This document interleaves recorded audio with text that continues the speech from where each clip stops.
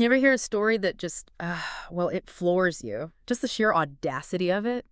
That's what we're digging into today. It's the story of Mo Ibrahim and Celtel back in the early 2000s. I Right, mean, this wasn't just some guy trying to, sell phones. He wanted to connect an entire continent. A huge undertaking. And the kicker, he was absolutely insistent on doing it ethically, squeaky clean, which back then, that was really something else. It really was. You think about the guts involved in even thinking about that vision then, early 2000s. It wasn't exactly seen as prime time for African investment, was it? No, not at all. Especially for something massive like telecom infrastructure. Yeah. Most people saw, well, huge risks, red flags everywhere. Yeah. But Ibrahim looked at that same picture and saw, potential, untapped potential. Right. And his focus on ethics, right, from day one. That wasn't just like good PR. It felt almost defiant, didn't it, against how things were often done. Totally defiant. And it gets you thinking, okay, how did that specific vision, that kind of rebellious start, how did it track with where global business and leadership actually ended up, decades later? Exactly. Because you fast forward to, say, 2020 to 2025, the whole world felt like it was turning inside out. It really did. Huge corporate shifts, tech advancements that felt like sci-fi just a few years before. It's kind of wild to think that was just recently.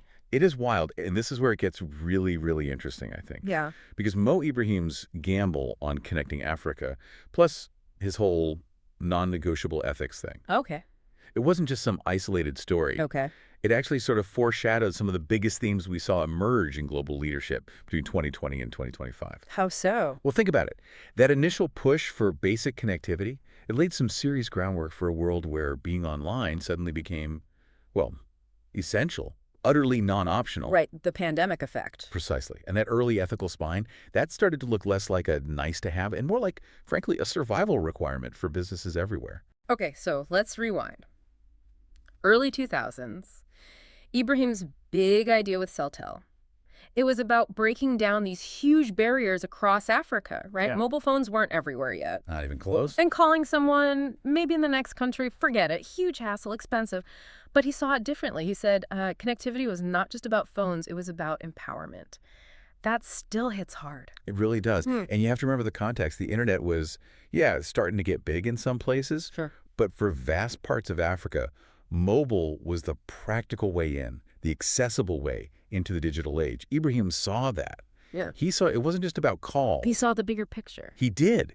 He envisioned how basic connection could spark economies, drive social change. Yeah. It was fundamental. And then, like you said, jump to 2020, 2025, and bam, everything goes digital overnight. It felt like it. The pandemic just accelerated everything. Suddenly working from home, ordering everything online became normal. And having that solid connection wasn't a luxury anymore. It was like air, water, basic infrastructure. And it's fascinating how that early vision, people like Ibrahim pushing for connectivity when it wasn't easy, how it just became this global foundation. That digital surge, it didn't happen in a vacuum.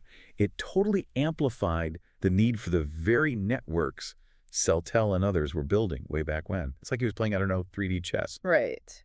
And it wasn't just the tech, was it? Around 2020, 2025, there was also this real push, this demand for businesses to be more ethical, more sustainable. Oh, absolutely. A huge shift. People started expecting more than just, profits. Definitely.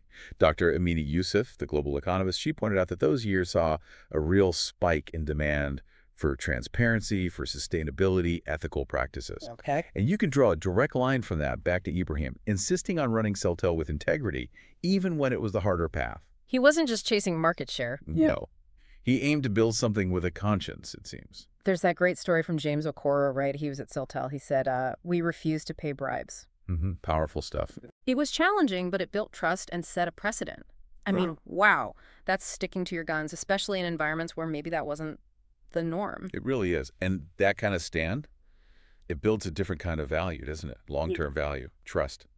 And, if you look at the global leaders who really made waves between 2020 and 2025, you see echoes of that, maybe in different ways, but value-driven leadership. Like who? Well, think about Satya Nadella at Microsoft, Right. really pushing empathy, inclusivity, driving innovation that way. Right. Or Lena Nair at Chanel, championing diversity in luxury fashion. Not exactly expected, maybe. Exactly. Or Sam Altman at OpenAI, wrestling with the huge implications of AI, even as he pushed it forward. Jensen Huang at NVIDIA, too, right? His strategic focus made them central to the whole AI boom. Absolutely. And Lisa Su turning AMD around with tech breakthroughs. Revathi Advaithi at Flex, big on sustainable manufacturing, getting women into STEM. Even, say, Arvind Krishna steering IBM towards cloud and AI, or Eddie Wu focusing Alibaba on the next AI wave. Yeah. So what's the common thread there? Is there one? Well, Linda Mwangi, the leadership analyst, she put it well. She said CEOs during that time, they increasingly needed to be visionary, sure, Yeah. but also needed a deep grasp of the socio-political stuff, the context, Okay. and a real sense of purpose beyond profit. And that's the echo of Mo Ibrahim, isn't it? He wasn't just a telecom guy. He had this vision for Africa, Yeah. a strong ethical core guiding him. Yeah, that makes sense. It's hard to fully grasp the sheer difficulty of getting Celtel started back then. All those different countries, different rules. Yeah, the complexity must have been immense. Logistical nightmare, I imagine. Absolutely. Every country had its own hurdles. Yeah. You know, licensing, building networks in tough terrains. But that's where his tenacity came in, his strategic thinking. He wasn't just growing a business? No, he was building like a fundamental utility in this incredibly complex, often unpredictable setting that demands, Yeah. well, a different level of vision. And then fast forward again, 2025. Africa itself is changing rapidly too, right? Definitely. Huge socioeconomic shifts, more urbanization, a growing middle class, more spending power. A continent really rising. It was. And technology, as Dr. Njeri Kamau, the sociologist, pointed out, technology became this incredible engine for social change. Like mobile money. Exactly. Mobile money was revolutionary. Financial inclusion for millions who were outside the system before. Wow. And the infrastructure, the basic connectivity laid down by companies like Celtel, that was the essential foundation for those transformations to even happen. So it's like Celtel built the roads, Mm-hmm. and then all these other innovations started driving on them. Social change, economic growth. That's a great way to put it, a really good analogy. And if you pan out even wider, look at global trends in that 2020-2025 period. Yeah. You had economic recovery attempts, sure, but also widening inequality, big shifts in how and where people worked. Remote work, yeah. Right? Technological disruption everywhere, AI, automation, and looming over everything, the growing impact of climate change. Leaders everywhere were juggling these massive, often conflicting forces. Which kind of brings us back to Celtel's impact. It wasn't just phones, it was laying this foundation, creating opportunities. Exactly, connecting people, empowering communities, Yeah. building something lasting. Yeah. Ibrahim himself said it, didn't he? It's not about making money. It's about making a difference. That seemed to be the core idea. That really sums it up. And it's such a powerful lesson, isn't it, for any leader? That real sustainable success. It often comes from being genuinely committed to something bigger than the bottom line. So when you put all the pieces together, Ibrahim's early vision, that tough ethical stance, believing in Africa's potential, it wasn't just ahead of its time. It actually kind of mirrored, maybe even foreshadowed, the big global shifts in leadership, tech, social expectations that really took hold between 2020 and 2025. It really did. It's a genuinely inspiring story. Ambition meeting integrity, you know? Yeah. And it just highlights the lasting power of that kind of leadership, visionary ethical leadership.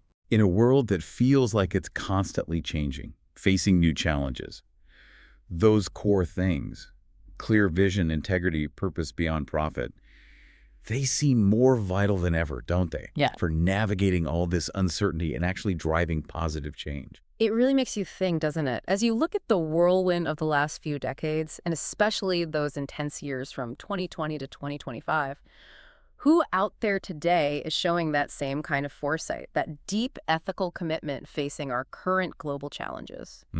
Good question. What new trends are being shaped right now by that kind of purpose-driven leadership? Maybe that's a deep dive for another time. Could be.